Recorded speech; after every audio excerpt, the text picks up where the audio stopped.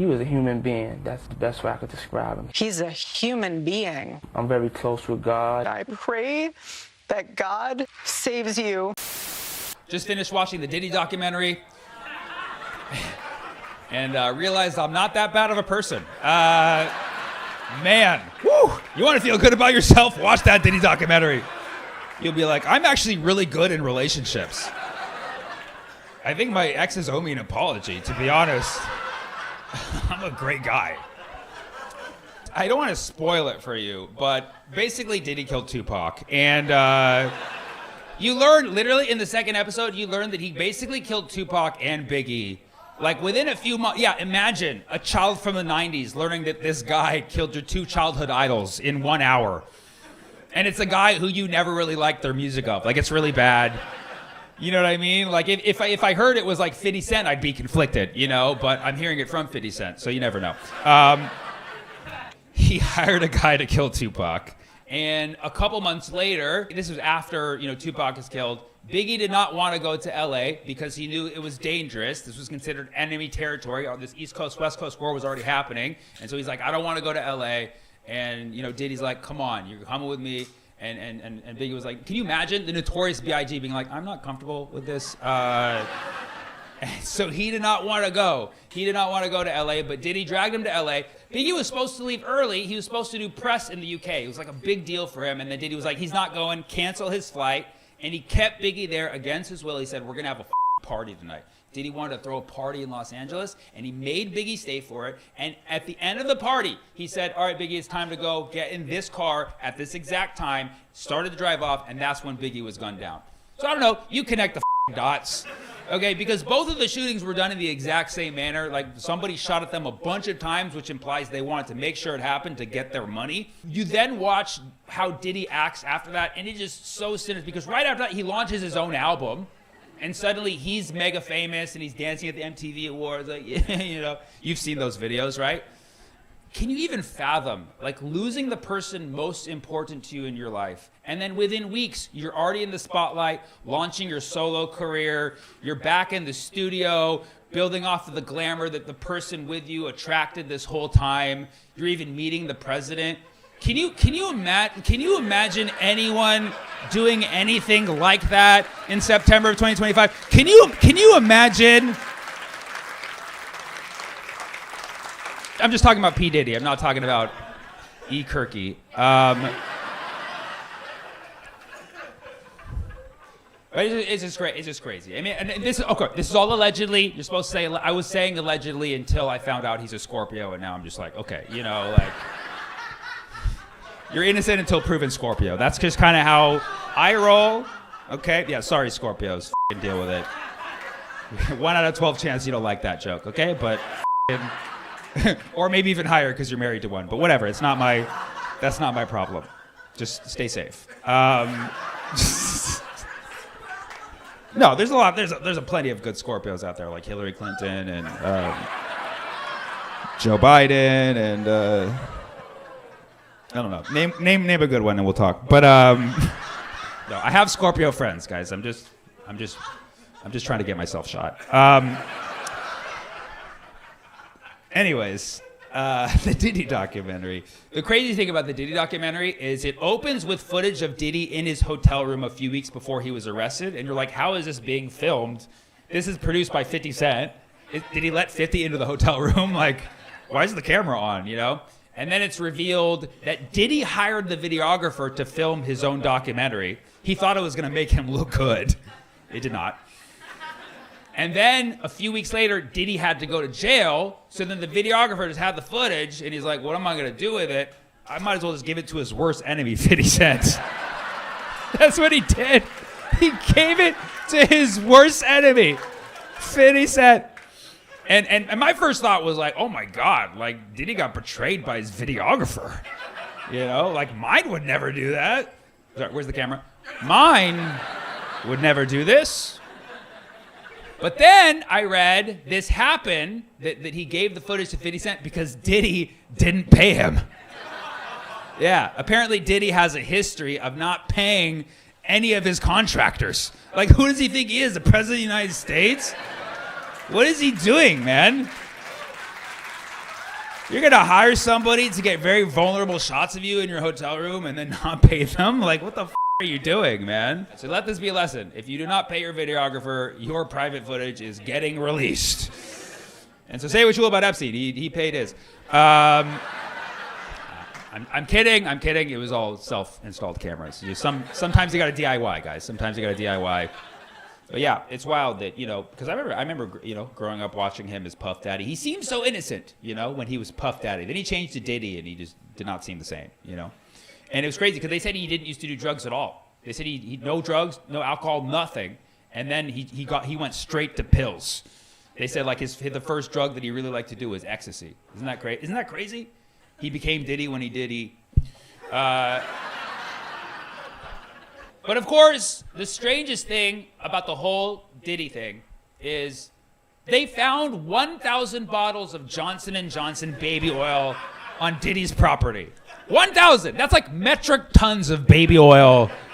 And it had to be Johnson & Johnson, like brand loyalty. Like Johnson & Johnson lost their main client out of all this. That's really what happened. Like Diddy was big for them. Like Diddy single-handedly funded the J&J vaccine. Which is ironic because it was only one shot, and that's not how he typically... R.I.P. Biggie and Pac. R.I.P.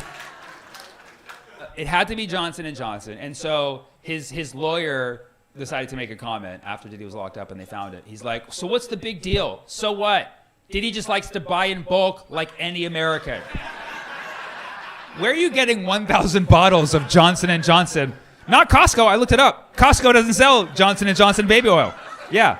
If it was from Costco, it would be Kirkland & Kirkland baby oil, but it's not. It's J&J, which you can't get from Costco. You have to buy directly from the J&J warehouse. That's weird, dude. So Diddy had these freak-offs where they were just doing a lot of sexual things, and he insisted that everybody be fully lubricated with the baby oil, which is, first of all, creepy. He's like, why we gotta smell like babies, you weirdo? And it was said that like sometimes people would put it on and he'd be like, not enough. They said people had to be glistening. That's what he said. But it was kind of typical Diddy in the studio, like, I just want to see you shine, And just people just rubbing up against each other, all lubricated. And the lawyer was like, so what? Adults like to have consensual sex with baby oil. Like I'm not an expert, okay? But like consensual sex doesn't require that much lubrication, okay? Clearly you needed an extra lube for whatever reason. And it was a lot of things were going on. It was, men and women, men and men. I mean, respectfully, Johnson & Johnson's probably the gayest oil that you can use. It's made for two men. Just two fully naked men, Johnson & Johnson. You'll never look at Johnson & Johnson baby oil the same. Buy alternative, guys. Buy alternative. Use organic almond oil, okay? It's time to move away from J&J, okay? Did you know Diddy has to pay Sting $2,000 a day? Yeah, because he sampled Sting's song without his permission when he made his tribute for Biggie after killing him. It was very, it was like, could you be any, like, he kills Biggie, has Biggie pay for the funeral, and then makes a song for him stealing somebody else's beat. And now, and so now, literally $2,000 a day. Sting confirmed this. $2,000, like, Sting could just quit everything he's doing and just get, like, a surgeon's salary off of Diddy every year. $2,000 a day. So Sting's liking seeing Diddy in prison. He just watches like, every breath you take, every bond you break, every move you make, you'll be paying me. I always like to have a portion of my show where I ask the crowd, is there anything that I have not talked about tonight that you'd like for me to talk about? Thank you. You said, what's wrong with Scorpio? Oh, I totally waged a war. No, there's nothing wrong with Scorpios. It was lit. No shit. No shit. I fucking have a metaphorical gun to my head right now. And you're expecting me to be like, are you a Pisces? Because why would you be so angry? What's wrong with Scorpios? Did you know I'm one? Clearly not. Probably would have avoided that joke altogether if I knew you were that close. If I knew I was fucking surrounded. There's nothing wrong with Scorpios, okay? They're an easy target, okay? Because Scorpio, not everybody knows about Zodiac, but you know enough to know that the Scorpio is the scorpion, and we know the scorpion as being like a creature that can stab you, And so it's just very easy to say Scorpios be crazy, And then you look at the data points and you're like, well, yeah, what? You're not crazy, of course. Of course. No, oh my God, nobody's saying you are. She's like, the voices in my head say that I'm amazing. What's your birthday? November 6th. Oh yeah, that's like Diddy's birthday, I think, actually. I could be wrong. Right? He's somewhere in there. November 6th. You're right. You're right in the middle. So you're like super Scorpio. Have you ever physically hurt anybody? Just once. Just once. Great. Like blood or like was there blood? Are they alive? They are. It's my ex-husband. It's your ex-husband. Okay, great. Do you need any more? Do you need any more? Erica Kirk? That's right. Okay. Jesus. We were about to solve a crime here, and you guys...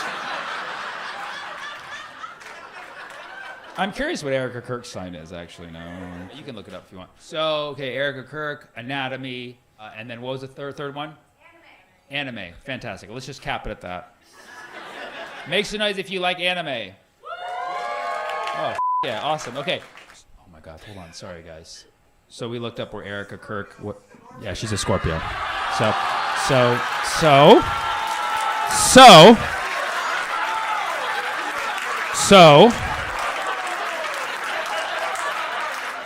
And it's like a picture of a scorpion too. It's Erica Kirk is a straight up Scorpio. So how bad did you hurt your ex-husband?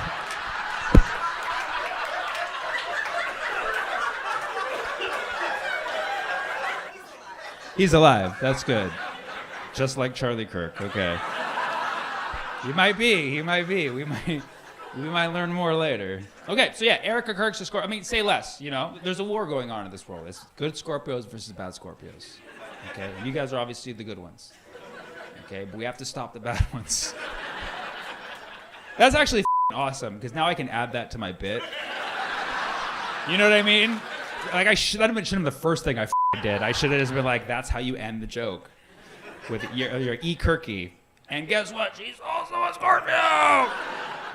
I'm not huge into astrology. I just know a few things. In the astrology world, every sign is related to a body part. You could tell me if this rings true to you, but it's like if you are that sign, either that body part is like very important to you, or you maybe have a fetish for that body part. It could be one of those two things, okay? So I'll go through them, and if you feel that this relates to you, please be like, oh my God, or like something, just so I verbally know. So for Aries, it's the head. Okay, there you go. We got